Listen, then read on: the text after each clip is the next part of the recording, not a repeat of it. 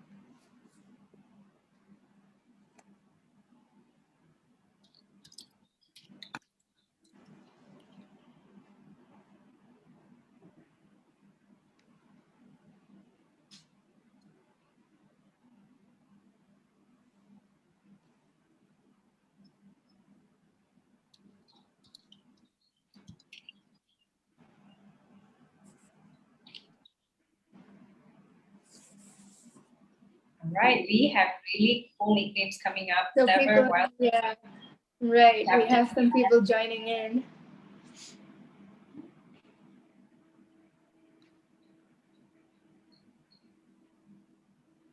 All right, maybe we can repeat the PIN number once again so more people can join in.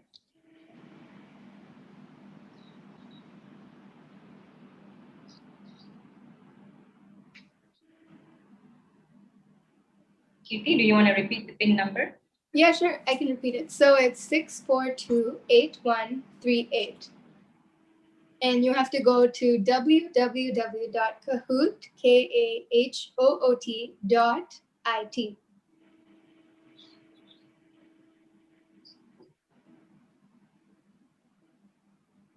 All these names we can see, very unique in their own ways. Okay, so are we having a winner? Yes, definitely. And we will declare that for everybody. All right, so after the second half of 2020, what figure represents the total global job loss in 2020?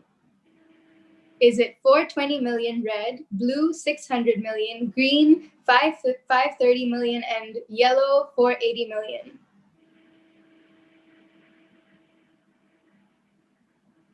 So you can see that on your screen. You can select the right answer. The answers are so close. Oh, wow. So 3 people got the right answer.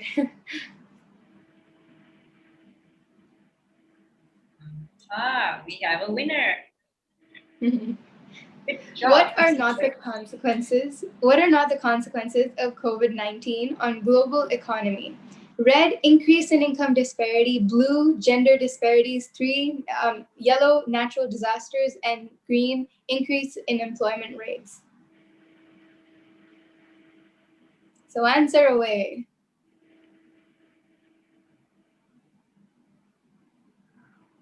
So again, 3 people. It's close.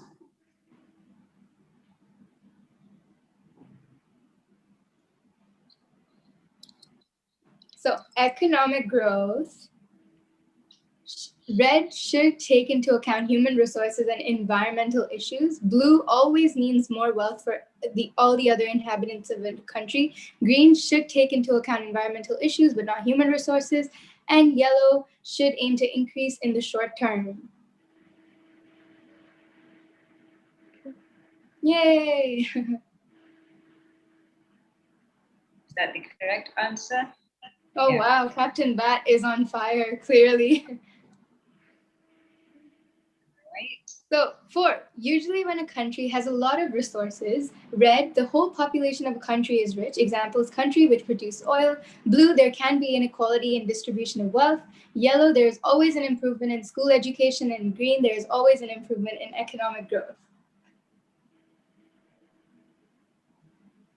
Tough one. Let's see. Haha, it's an equal. It is. Oh, Silver Tiger moving up the leader board.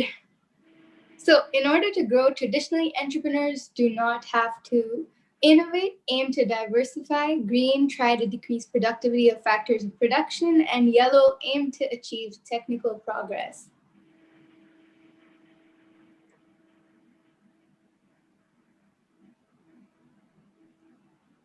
Oh.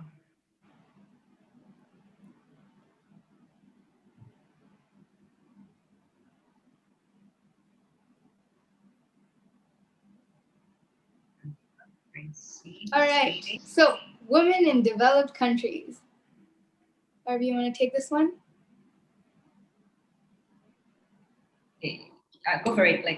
Okay, so red, I'm sure everybody can see, but they aren't protected by social care in case they become pregnant, are still paid less than men, have never been discriminated against, and reach the highest positions in private firms. So blue is the right answer. And most of them got it right. Yeah.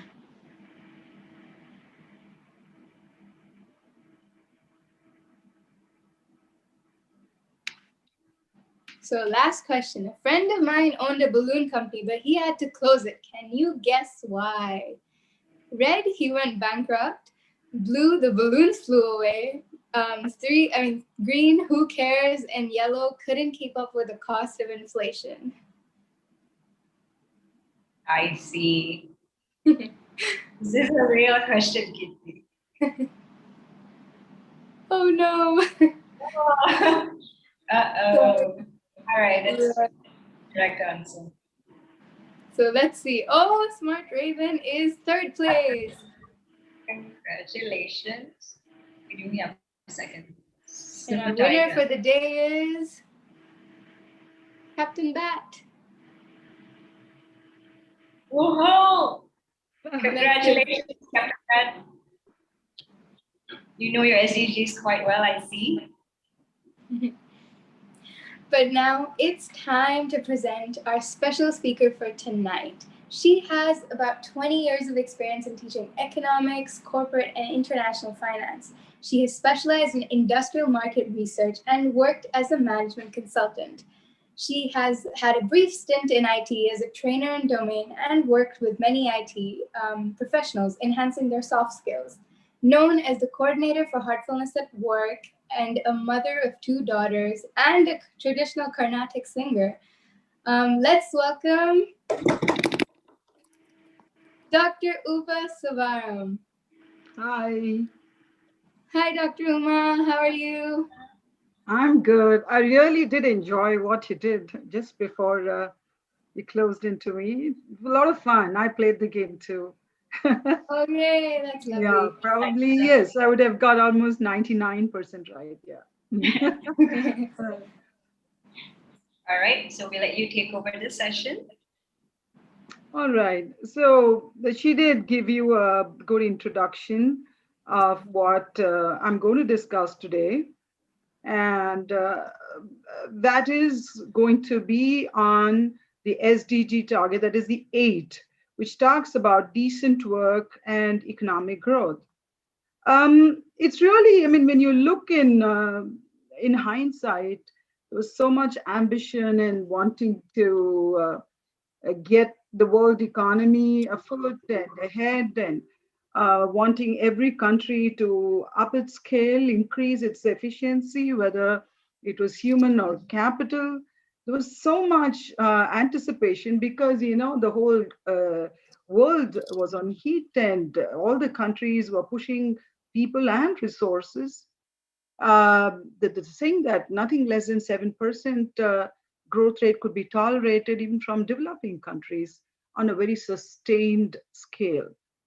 The whole point is that when we talk about sustained, she did ask you that question because there's something that the word sustained has, which is, like it's like you open the box and then, it keeps coming up one after the other. I'll just give you a very simple example. Suppose you go to two restaurants to eat, right? And both of them serving excellent food. And at some point of time, one restaurant is making you a little sick. Not that the food has gone down, but something in it is making sick. So then a typical person, I mean, who wants to really know the reason, a typical way of doing it is to go and check the back end, which is the kitchen. And from there on, you go on to see who the vendors are. And then you go on to see the quality they supply. From then on, you also go to see whether they're getting organic products or they're getting something else. And then you come back to the cooks and check out on their hygiene standards and what is the recipe ultimately. So all these things, if the back room is dirty and not kept well, it cannot be sustained. The restaurant cannot sustain itself serving good, healthy food. So similarly, if economies, it is like the iceberg, then the tip of it is looking beautiful, but what's underneath the water has to be examined. So this is what the capitalist economists typically did, was to push the resources, not really caring for the consequences. Now let's just do this very quickly in terms of understanding what I'm going to do, because I have 15 minutes time and I would like to very easily, talk about it and not get into any hardcore economics here, because it's really not the need of the hour here. So then she did talk to you about what is the job loss, and maybe a little statistics here and there, just to focus, get back to some kind of focus on what we are doing and what are we talking about. And the second is an interesting part, which kind of very um, amused me, that this could be an easy way of working out from problems, which is a supply chain rework. We'll get into that when I come to it. And then all of a sudden, no one is prepared, and there is a paradigm shift in the way we're looking at life, looking at work, looking at expenditure, looking at having fun, everything. The design itself has changed overnight. And then if the design has changed, I can't work old solutions with new problems. So it means reworking a new world requires a new mind. Now, the same thing applies now that it is not the old ones to go back and say, okay, I'm getting it right, let me rework, but it is for the youth to take the baton and walk through this and inspire people to walk into this new way of life, new way of thinking, new way of doing things. And then we say, okay, now that this SDG targets, which they had defined sometime in 2015, they had something like 19 targets, of which SDG 8 talks about economic decent growth. Now, I'm an economic student and I've been working for the last 13, 14 years on various papers. One thing amuses me, 15 planning commissions. And if if this country, India had to, live through the targets, then we would be somewhere else, but they didn't work out. Obviously, there's something that was not taken care of. So then we move on to the next one. So we talk about the real code global economics. Now, this is a picture, the big picture. I'm not capturing the entire thing here because that would take a very long time. So here, typically, what are we interested, right from Karl Marx, we say this was the worst hit after 1930 depression. And they also had this kind of contraction of output and growth. And this feature here, which is the loss, an astounding loss of 420 million people jobless overnight. And this was not the same like in 1930s because that was far simpler. It did not have a health profile to it. Here, people are dying. People are dying, and people are they're scared. They are full of fear, anxiety, and mind is not working. There is many things that can be thought of as this paradigm or this COVID paradigm being very different from the scenario of the 1930, which means it is a challenge. It is a phenomenon not seen at all. We could probably refer to another outbreak earlier, 1918, but this is when when technology has peaked so much, and man thinks he's on top of things. There's something that just collapses him and says, like, you may just disappear from the face of earth. Now, what can you do about economic growth and all that? So then who really were targeted here in terms of taking the maximum damage or the maximum crisis situation which they had to face? Was this informal or the unorganized labor? For the people who don't know what is unorganized, it means that it's really not covered for loss. They don't have an insurance cap on top of their losses. They do not have a recourse to get their finance, nor do they have employment dole that the government can take care of. So mostly these are people who set up kiosks. So they go on daily income and then they roll back into the next day. Or these are small enterprises, innovative ones which have come, and they're just exploring. So you could say that they are serving every day, and they are totally dependent upon people coming, physically meeting them, doing business. So for them, it is like kaput, completely out. Means that they are seeing red, not in terms of balance book, but it is red in terms of that there's absolutely nothing to survive on. So then if you're looking at, even I say it is a 4.3 minus, it doesn't make that kind of an impact. But if I say it's 4-year gain wiped out, it means a lot. I mean, you can imagine to keep building every day in 1 year and then 2 years and 3 years and 4 years, so much capital. And you know that in this kind of global condition, financial markets are very, very alive. So even before I can think of finalizing a land deal in another country, already papers are exchanged across the wireless, and then things are being done, and already work is taking place the next day. So, there is absolutely no time that people actually can adjust to when economic activity rolls up like this. It is going at a speed that the human beings probably cannot cope with. But even then, they were working mad the last 4 years, and the kind of growth spurt, both in capital movements as well as buying and selling of things across the global scenario was like astounding. But then you see, there's a beautiful statement which I read what an economist had made when he said that when people talk about output growth or increase in output, they normally only look at it as a positive thing. When I say something has grown, there is no reason for anyone to think that there's anything going wrong with that. But unfortunately, like the kitchen story, I am growing, but have I turned back and seen what is the kind of rubbish I've left behind for this growth? And we know what has happened. We spoiled the air with aerosols. We spoiled the waters with the chemical waste. We spoiled the produce with all kinds of infliction on the soil. And we have spoiled just about everything that was pure in nature. So it has to catch up somewhere, and it caught up as COVID, which would finish. And the whole thing, if at all there was one takeaway from this COVID, was nature was just sighing a big breath of relief, saying that at last, I'm just left alone for a while. So it is sad that how come such high professionals, people in industry and in governments, would just talk about environment as if it's an agenda on a political manifesto and not really connect to it. And that is why we are paying for whatever we have done. And here we see that all those people would come door-to-door service, marketing this, that, all stranded and shut. Over 2 million deaths. I mean, now it's more.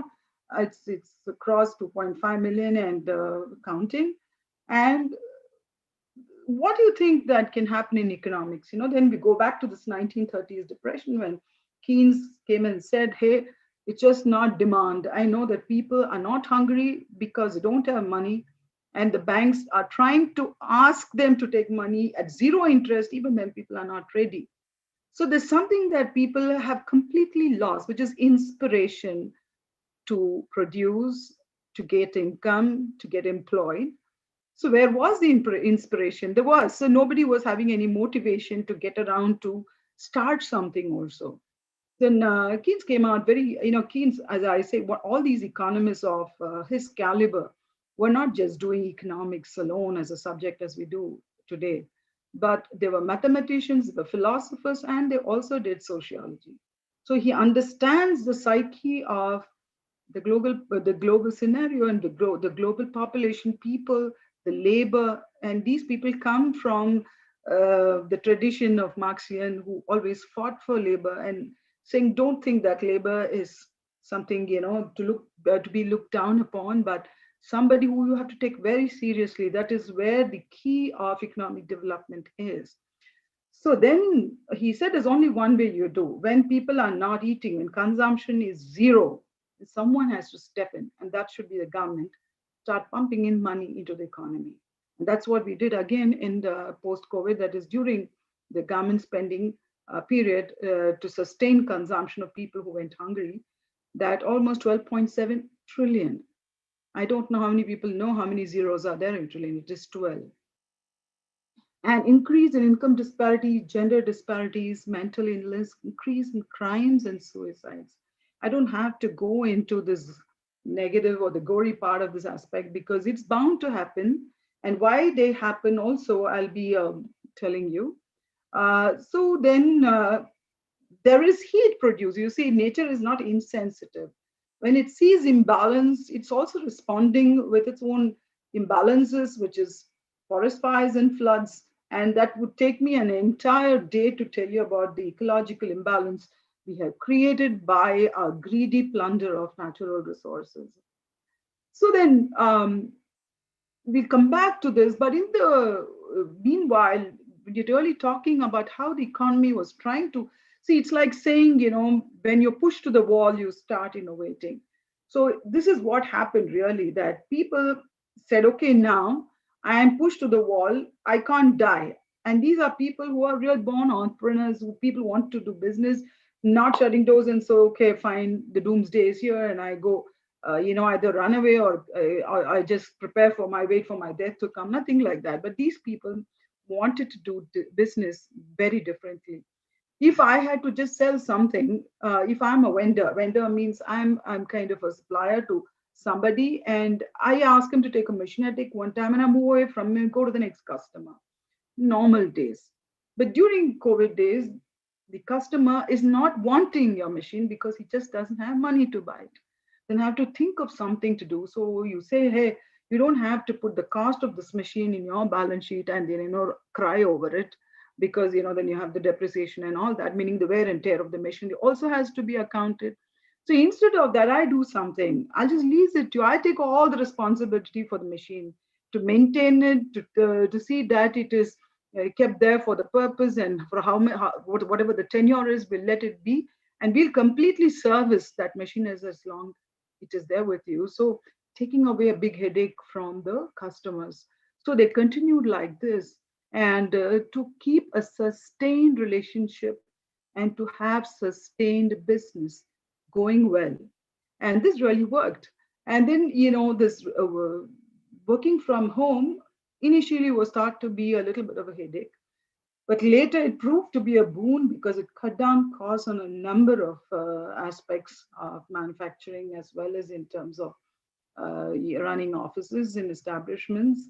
So there is something that was happening here, is that if I had to go to some place, measure something, write it down, or take my laptop, put things in, and then come back, work, they say, no, don't do that. We'll do a virtual plugging in of all values that you need to plug and create a model, operate on that, but you have to be very exact on that. So what happened was that the exactness of things, of the precision of doing things, became much better than during non-COVID days. And then people started innovating on collaborations, whether it was food retail, or whether it was clothes or any other. They really, because India is an example of this, and they have bounced back so well that now whatever the contraction of the economic development and the outreach was suggested a few months back as a very pessimistic, now is completely revised to a much nearly 11.6 or something like that is expected, because of the amazing nature of resilience that people have shown with their creative ideas. Now, I have given you some examples of packaging, and I lied, you would be very surprised by the quality of packaging that has happened during the courier days when supply. I mean, it's perfect. I mean, the material which they're using, very hygienic, eco-friendly. People have suddenly started becoming very conscious of every small thing which they ignored earlier, whether it be water, whether it be environment, whether it is another person's health. So I wear a mask, make sure that the other person is not infected and I don't get infected. But one off thing was that the plastics were back in place, and we need to see how that can be worked through too. So here, very fascinating word that came, the design of doing things. So if you're really talking about economics to an economist, he'll always talk about capital, because, capital means I take money, just money that is kept over a period of time, adds value, and that is called capital. Vis-a-vis money, which is just, you pay and buy, it's liquid cash. But capital is a very big word. And in economics, it is much better than any other resource because it multiplies at a faster rate.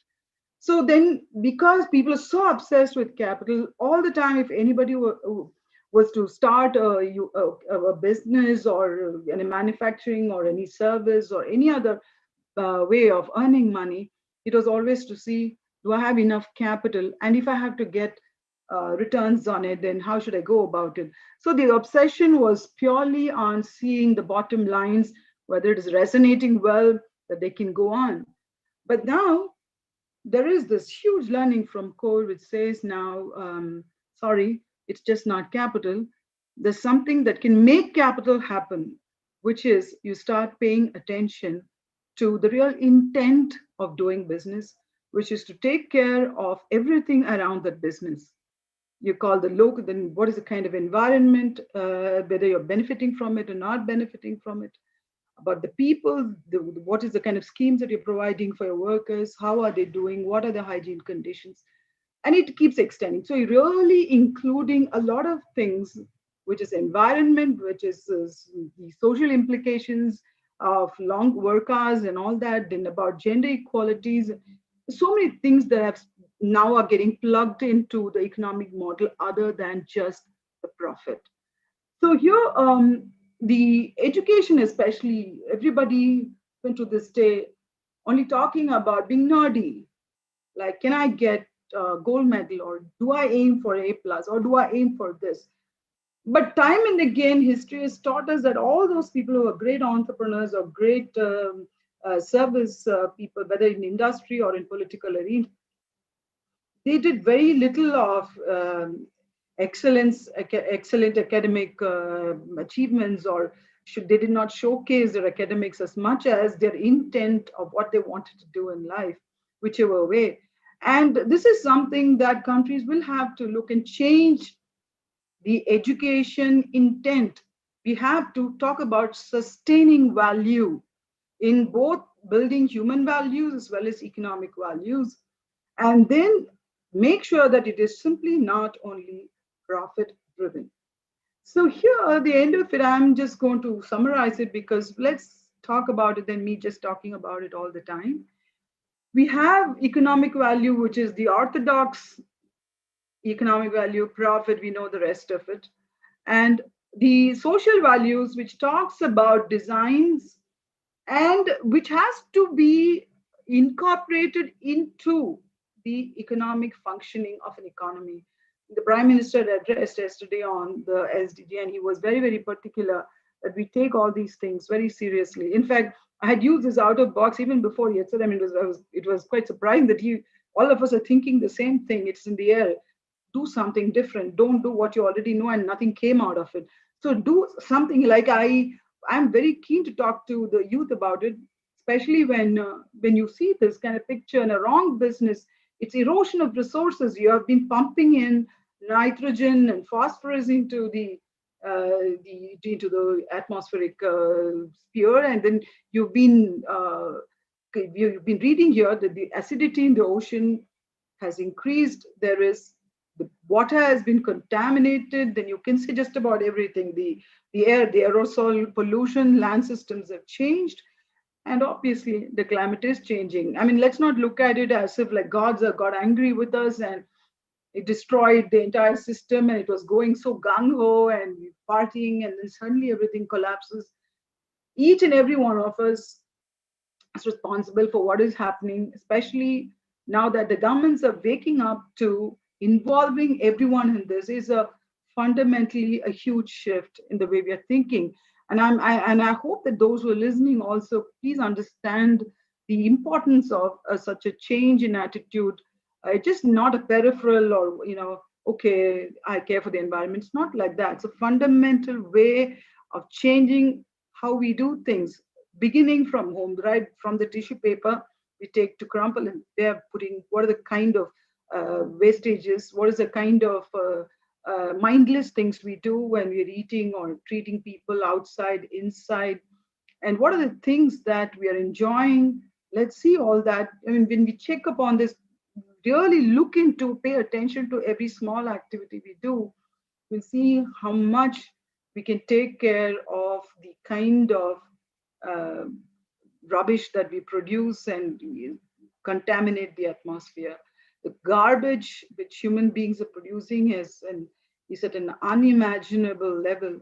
And if someone had to do a video, then you'll be shocked. And then you would really stop blaming the gods for what has happened today. And so I'm going to say this here. I'm going to speak my mind. Well, as an economist, I have done enough in more studying economics, and I've always, since I have also backed myself with a little philosophy and social sciences degrees, I, right from day one, even when I was there in the economic conference, and there was a lot of representation from the youth team, and they're simply asking, like, you bring the best of mathematicians like Mahalanobis for the second 5-year plan, and the whole plan flopped. They said, you put so much money into it, then where did it go wrong? Why? What really was not taken into consideration? Obviously, you have not taken what should be, which is to be sensitive to a whole lot of things and see the preparedness of that particular sector to accept what they are proposing. Just putting your scholarly inputs is fine. We'll have an audience for it, but it really will not give the results which we really want. And time is a factor in front of us, very little. So we have to use it well. So that's why I said for the youth, especially, just don't sit and wait for a job to happen for you to feel good or to have a little pocket money. It really is not about money. It's not about being found socially or economically relevant in a job. It is about what you feel with yourself in life. Does life happen to you every minute? If it doesn't, just get up. walk a dog, or just go down, feed the birds, or just about, you do all the little things. Go and try and help your neighbor carry something, walk up the stairs, down. There's so many small things, just the energies keep flowing all over, and feel good about it. It's not that because the peer pressure is there, don't cow down. Instead, inspire the youth, inspire your friends, inspire everyone to live life. The end of the day, it is a happy heart that goes well, and not a person who is mentally very clogged here. Nothing really demands that kind, not even the worst kind of crisis. So one thing I have noticed amongst youth is that they don't receive shocks or changes easily, because they've got themselves nicely wrapped into a very cozy life or an idea of what a good life is. So their way of receiving a shock, are they're not prepared mentally and physically. There's a third aspect of it. There's a mental, physical, and soul level. So we'll have to see how you can train them at all three levels, and not think only mental will do. And making yourself physically fit is a very fine thing, but make sure that your happiness is in place, and redefine your life goals. It doesn't, there's a girl, a small example very quickly, I'll run through this, is there is this very inspiring story of a young girl who was forced to work because of the poor economic condition in her house. And she was in IT, she was traveling all over the world. Then she suddenly realized that there's something that I can do here. When she was visiting all these European countries, she found that the typical tourist operators were contaminating the ecology of certain places which were valued as high tourist attraction spots. Then she said, what if I try to do sustained tourism by identifying some parts which can really reflect the true culture of the place, make it simple, don't allow them to tamper the peace of that place, or the whatever stability that is there in that place, to go with the thoughts of the place, as well as give the people who come to visit these places a true taste of that culture. She really succeeded in it. She's doing well now. I can send that link to Kirti and Arui. You can float it around. And please build quality over quantity. Doesn't matter what others say. Just make sure that you are on track. Keep your life very healthy, eating the right kind of stuff. More than that, the attitude. Just know how to keep a smile and learn how to pause while speaking. And that is where I think I'm going to stop, because with that, we are saying what the UN said about SDG 8. It says to promote sustained, inclusive, and sustainable economy. And I say inclusive, it just means that I am not the only person who's happy, but a whole lot of them who are doing good, and I'm feeling good because they are doing good. Full and productive employment and decent work for all. Well, this was a dream statement. Now it has undergone a huge surgery, and now it will come back and bounce back well. So great, guys. So thanks for giving me this opportunity. Of course, it's always a joy to be with you.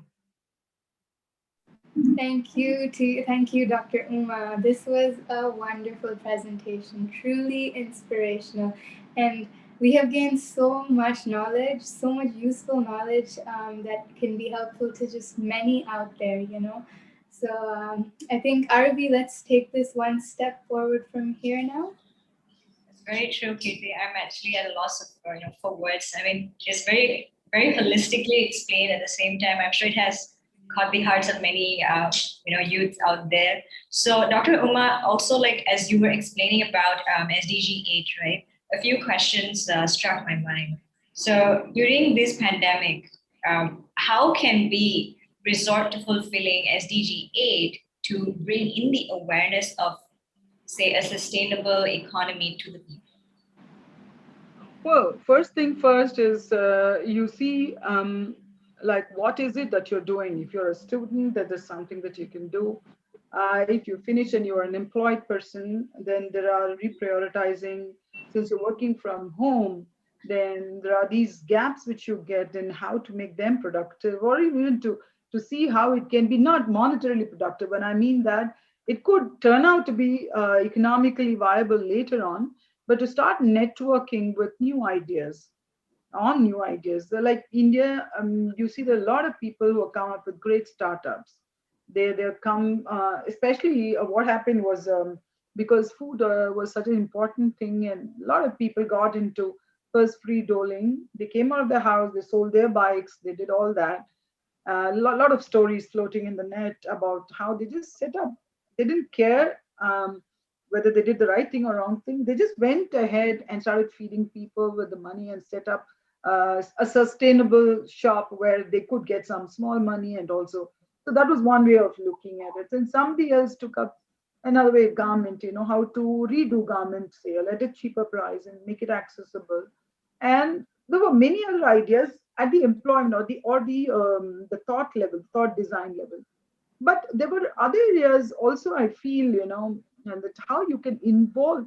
One thing I find very important is, especially during COVID, is when people were at home, when they're pushed back home, a lot of things went out of the window. One was clubbing and outing at night and all that. So that was one huge source of release for the youth, right? I mean, they got so conditioned to it. Now that I have to rethink it, then I can do the same enjoying with my friends and community in a different way, right? There were many times I have been called during this period by families to come and enjoy an evening of safe eating, safe game playing, and discussing on topics that were very relevant. I tell you what, it is not that it was one more of those kitty party types or anything like that. This was very productive because each one of them had something to say very deep from the heart of what they felt during these times and how things could be so different if they thought about it differently. So then, when people are thinking about something, there are ideas that are getting out. And some people have worked on these ideas. What these ideas are, they can run from A to Z. And for you, especially when you are at home, don't make your work as the only important thing. Like, there's a joke that I just put a suit and wear shorts niche, so nobody can see me. So that's okay. But then I'm saying, am I having my day nicely organized, or am I just going to sit next to the thing and say, okay, what are these guys going to do next? Not like that. You can step in and say, define your work hours, deliver what you have to, but be very firm in getting your own time for your own self. In having to sit with yourself. I mean, I'm saying sit with. I'm not advocating anything terribly spiritual, but you need that valued time with yourself to assess what is happening and what is the kind of mood you're going through right now.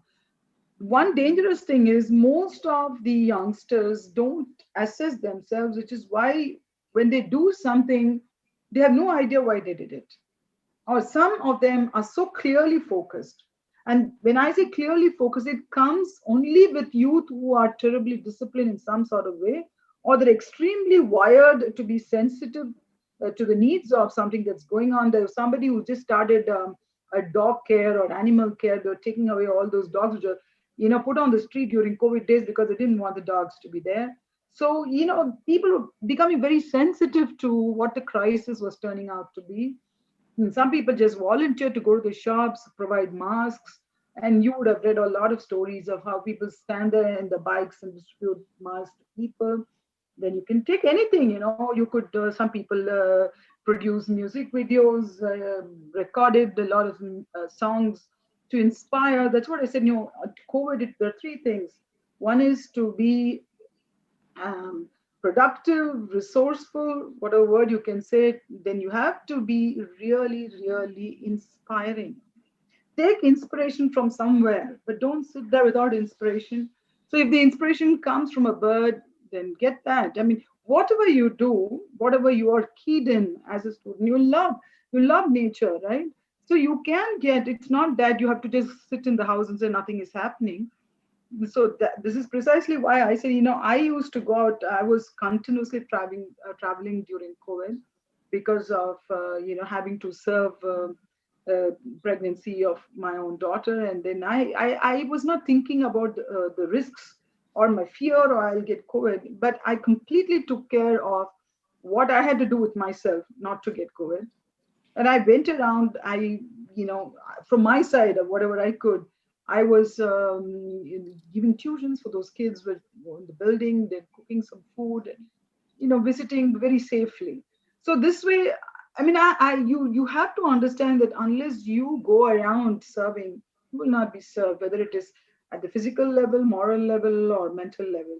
So you can have games. It is not necessary that you have to be always trendy and in and listen to only certain things because your peers are listening and you have to sound really wise. That's okay. That culture is out now. Now you just say things which are going to make a lot of difference to you as a person in terms of what you do, what you gain. So I'm telling you, you will get ideas in no time, right? So you may think that, okay, you're saying that as if it's easy. As if you'd have to take the first step and you'll see the rest of the steps are very easy. It's not that everybody is going to become hugely successful, but everybody is going to be hugely happy by not getting down or getting bogged down by what you're doing and have been doing and wanting to do.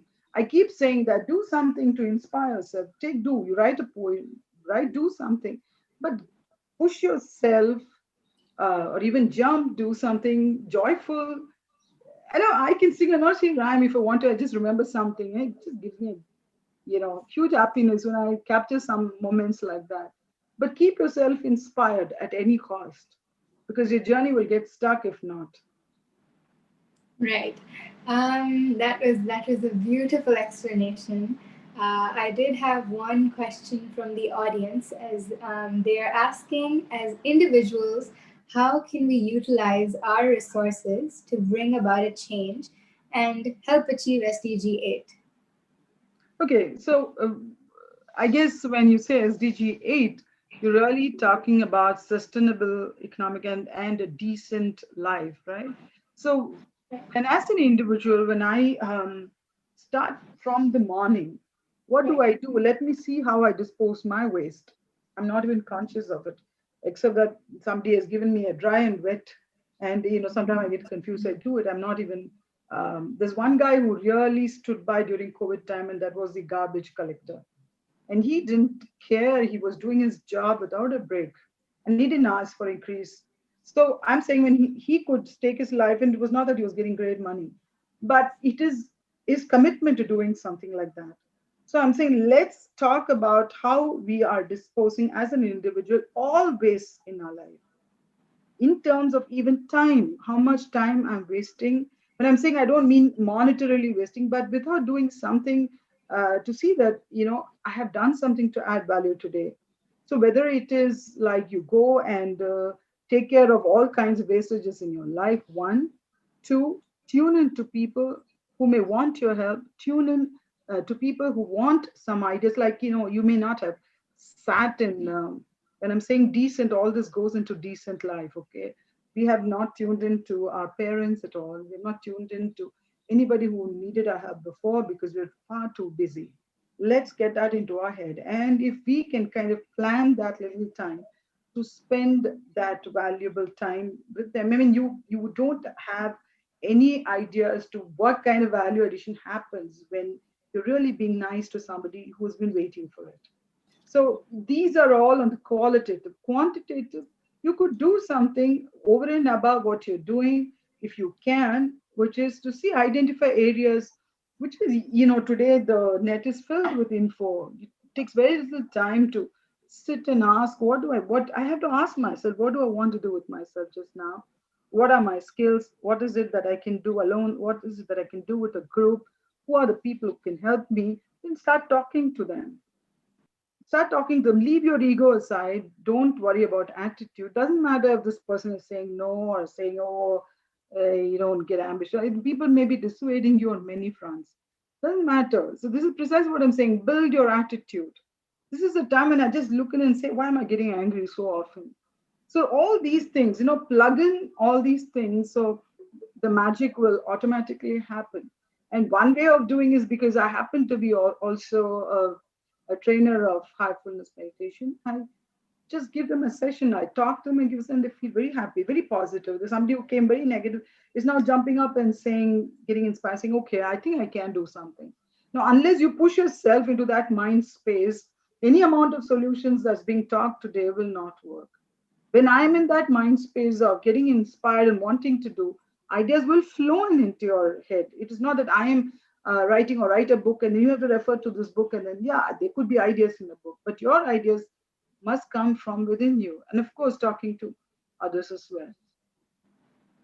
Right. I think it's a very valid point that you made, Dr. Uman. And this kind of reminds me of a quote. It says like, energy. What would you say that? Energy flows where your thoughts goes. I think if I'm not mistaken, I think that's the. I mean, yeah, I loved how you said like the very three important things that we should take notice is to be practical, to be resourceful, and to find inspiration in all that we do. And having the right, frame of mind is very important, before we do just anything, because that kind of like solves half of the issues already, and thereafter is just action that is left to take. So on that note, we have one more question from Facebook Live, which is, how can we use labor and capital efficiently to enable economic growth and at the same time take care of employment during these COVID times? Okay. Okay. This is like having a lecture on what do you call the capitalist and the Marxist economics together and saying like, how do I take care of employment during COVID times? Now, what has happened seriously to labor now is the first question, is that labor is completely exploited as it was earlier, but now it is left high and dry. Having said that, while the labor is in trouble, the curve is almost turning up where the demand for labor is also increasing. And it is not increasing like saying that these guys are saying, wait, we're not just getting into employment, but provided you do this kind of cover for us. So they are asking a lot of protection from, it's not like earlier days that they will just come and do anything. Now they understood that life is far more important, their families are important. And they do insist that, and even the government has made a note of that, they have registered them, so they are literally getting into the organized sector. So their wages are getting streamlined, all the security policies are also getting streamlined. First thing is that when I feel secure, then I am very happy to work or get inspired to work. And therefore, see, the ratio of labor and capital is like this.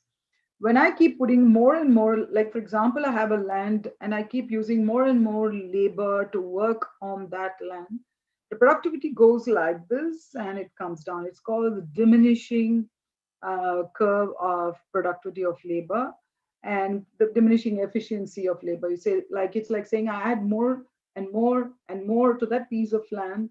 It's not going to increase. Only when I increase the land will it increase. So the nature of labor is the more and more I use on a particular non-movable resource, its output is not that efficient. But when I use capital, it multiplier, it is going, like the curve goes this way, goes up. So the capital, in fact, is far more efficient because it can do multiple things. That it can invest in a machine, it can invest in a land. The capital can be used to buy land or a machinery or any other resource, and that can become productive in turn, right? So it leads on to, so it becomes the efficiency of capital is far higher than the productivity of labor, which is why there was a huge tension during the European Marxist times that why do you exploit labor? And you're saying you're only buying the product of the labor and not the laborer himself.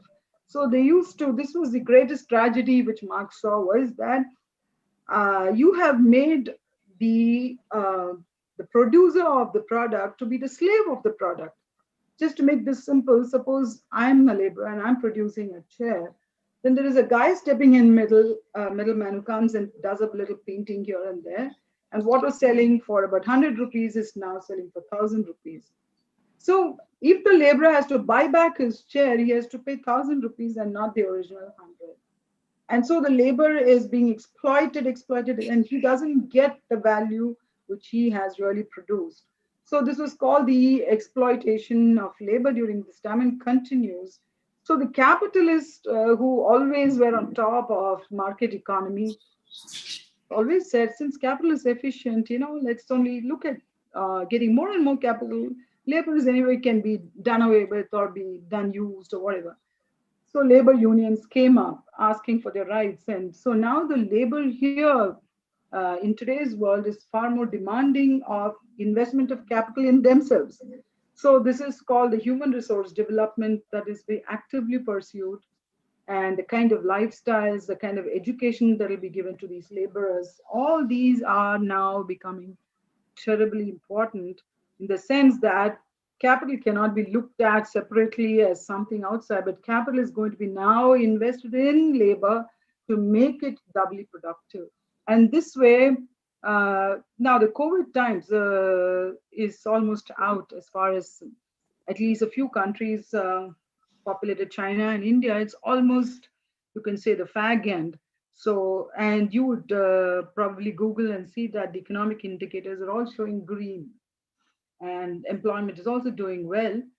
Maybe not in a very systematic way, but it is doing well. And surely the government is looking at how to streamline and make it a rational, equal employment both for women and men.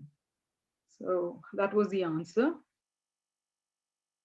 And I think there's one more something that's come up. How can investments in mutual funds and bonds be done in such a way that we increase personal capital and facilitate an increase in GDP collectively? See,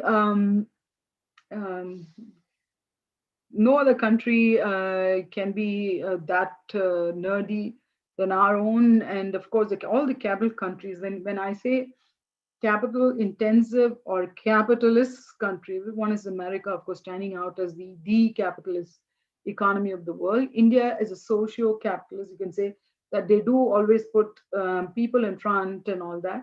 But having said that, it's still very, very profit oriented, taking all the Monterey School models for working out their profit, and not, although they say lip service say that we are including labor welfare, they really don't. They really look at, very few companies do. So here, when you're saying investment in mutual funds and bonds is done very aggressively in this country and everywhere else. But for the mutual funds to give you rich dividends, the company must be doing well, right? So, and for the company to do well, its products must be sold to public well. And for the products to be sold to public well, the public must have purchasing power. And for purchasing power, you need productivity in the economy. So that's begging the question as, like, in COVID, when everything shrunk, your purchasing power also shrunk. So you didn't demand, which is why people are going crazy. Stocks are building up and they're trying to somehow sell it at low cost or whatever. And in mutual funds and bonds, it's now that the Sensex and all the other stock exchanges are shooting up. And at those times, you see, when the times are bad, what do? You buy them because they're cheap. And the times are good, you sell them and make profits. So that's typical finance for you, where we do about planning short and long-term investments if you have. But this is not the thing that we are talking about. That in this SDG 8, we're talking more about over and above your mutual funds and bonds, which you're protecting. There is something else that you should be doing is also start investing in social causes, your time. So this is, of course, I do agree that if you're having a family and all that, I've, in my opinion, every person who's earning today and who is fairly intelligent, planning his income, would get all the information from the bank advisors on mutual funds and bonds. And they do advise you correctly. But the only thing is that you'll have to see what's your priority and move around.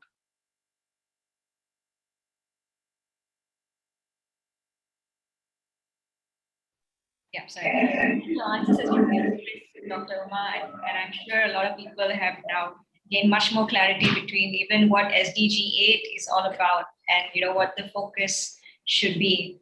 So I would once again like to thank you so much for joining us today and for sharing your experiences with us. It has been truly inspirational. And once again, like I said, I'm sure it has opened the eyes of many people out there. So thank you so much. Kirti, what are you thinking about? You look lost. Nothing much, Arvi. I mean, Dr. Uma has given us amazing ways and amazing insights into SDG to help our society and everything. But you know me, and I still wonder how I can contribute to SDGs just by sitting on my couch. Fred, not couch potato. I have something for you. No way, actually. Yep. So the UN has actually released a lazy person's guide to achieving SDGs. What? Tell me about it. Actually, I can't believe it. I need this right now. So number one, you can be a conscious consumer by opting for online shopping from your local produce. Okay, I'm totally gonna start that from tomorrow for sure. And tell my mom. Sure. Secondly, you can read about workers in other countries and business practices and write them for your next assignment, which is due pretty soon, I believe. That's a good idea, thank you. I'm going to be well prepared in advance now. And finally, the best part is to tell the people about your easy actions to achieve the 17 goals just by using the hashtag global goals on your social networks. Okay, people, it's hashtag global goals, and I already use it just to be fair.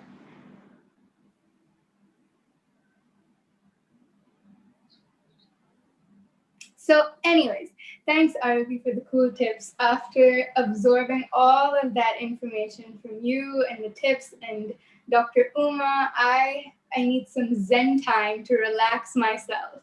And I think that's only going to be possible with a short heartfulness relaxation. How do we do that? Oh, it's simple. Dr. Uma, our heartfulness trainer, is right here to guide us through it all and through this experience. So I'd like Dr. Uma to take over from here. Good time. We've talked a lot now. So we may probably want to just sit back and relax. Just see how you feel about this, when you're sitting very quietly and relaxing. A lot of things happen, very good things, to your heart especially. So if you're sitting in your chair, put your feet down. Try to make yourself comfortable, not slouch, straight pose. Comfortable now? Yes. Now take your attention to your toes. Wriggle them, move them a little bit, relax them. Feel the healing energy from the earth moving up to heels, ankles.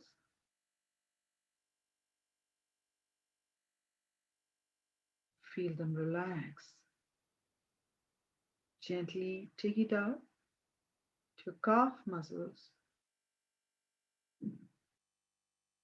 gently to your thighs. Keep breathing in and breathing out easily. Feel your lower body totally relaxed. Gently move to your seat muscles. You've been sitting and hearing, so relax them. Move up to your hips, lower back,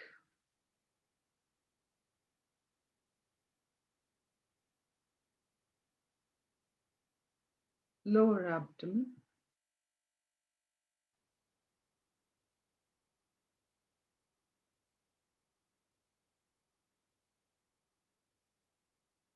relax your stomach. Breathe in and breathe out gently. Upper back, chest muscles. Just open up your chest. Gently rotate your shoulder joint forward and back gently, releasing any tension or tightness in that area. The energy is gently moving over to your biceps, triceps, elbows, forearm, wrist, and fingers. Relaxed. Feel both your arms totally relaxed and loose by your side.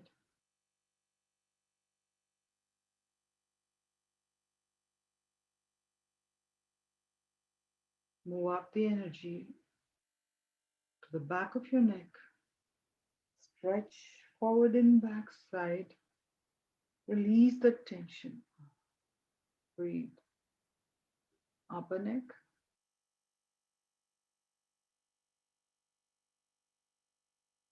Move to your facial muscles. Chin, jaws, cheek, forehead. Pay attention to all the muscles from head to toe. Gently breathe in and breathe out.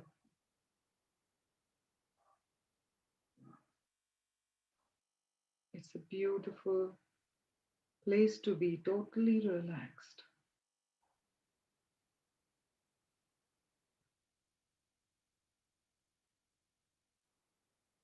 Gently center yourself with your breath.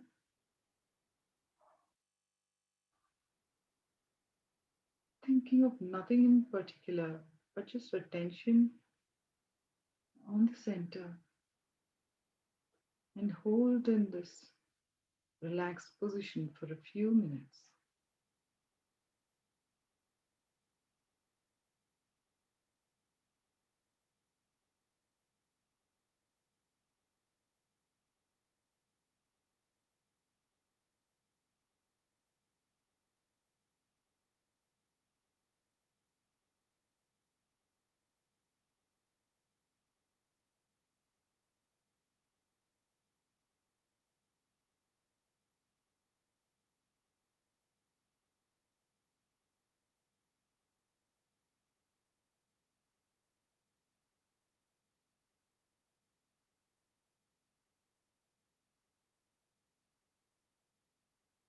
Come back.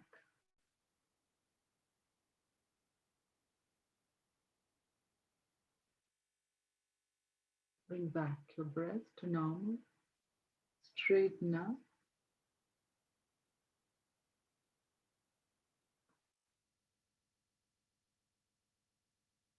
Observe your body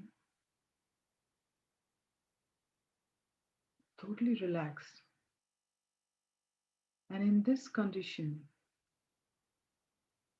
you receive anything that you hear or listen to anything beautifully in the purest of clarity and purest of thought. You would receive whatever is given to you. Practice relaxation every day, at least for 5 to 8 minutes, before you study, before you work, before you speak to people, before you find solutions for anything that is very critical.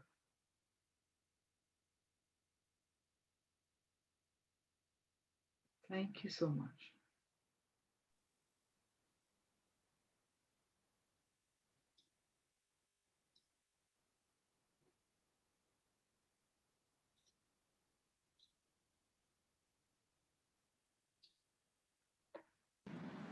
I hope all of you enjoyed the relaxation session as much as I did. Now, for the closing remarks. We really hope you enjoyed the session as much as we did preparing for it. Let's strive to do our best to support this cause and take responsibility to strengthen our actions. On this note, let's meet again soon.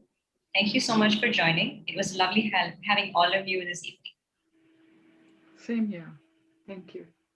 Good night. Bye. Bye.